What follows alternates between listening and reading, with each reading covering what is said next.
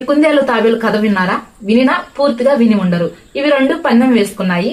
కుందేలు over confidence తో మధ్యలోనే నిద్రపోతుంది. తాబేలు నిదానంగా వెళ్లి గెలుస్తుంది. స్థిరంగా నిరంతరాయంగా చేసే పని ఏదైనా సరే నిదానంగా అయినా గెలుస్తారు. ఓటమి ఒప్పుకొని కుందేలు మరలా పందానికి సై అంది. పార్ట్ 2. ఈసారి కుందేలు మధ్యలో ఎక్కడా నిద్రపోలేదు, పరుగు పందెం గెలిచింది. ఓటమి నుండి గుణపాఠాలు నేర్చుకున్న కుందేలు ఎక్కడా నిద్రపోలేదు, పందెం గెలుస్తుంది. ప్రతి మనిషి తప్పులు చేస్తారు. తప్పుల నుండి మనం గుణపాఠాలు నేర్చుకుంటే పోగొట్టుకున్నవన్నీ కూడా మరలా సాధించుకోవచ్చు అన్నది నీతి. పార్ట్ 3. తాబేలు పందానికి సై అంది. అయితే ఈసారి మార్గం మార్చింది. కుందేలు తాబేలు పరుగులు పెడుతూ ఉంటాయి. కుందేలుకి మధ్యలో నది అడ్డం వస్తుంది.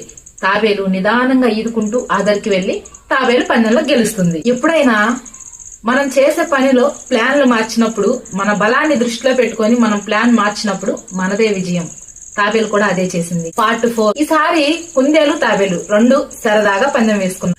నది అడ్డు రాగానే తాబేలు పైన కుందేలు, నేల రాగానే కుందేలు పైన తాబేలు రెండు వెళ్లి గెలిచాయి. బలహీనతలను బలంగా మార్చే స్నేహితులు మన దగ్గర ఉంటే జీవిత ప్రయాణం చాలా సుఖంగా ఉంటుంది. ఏమంటారు?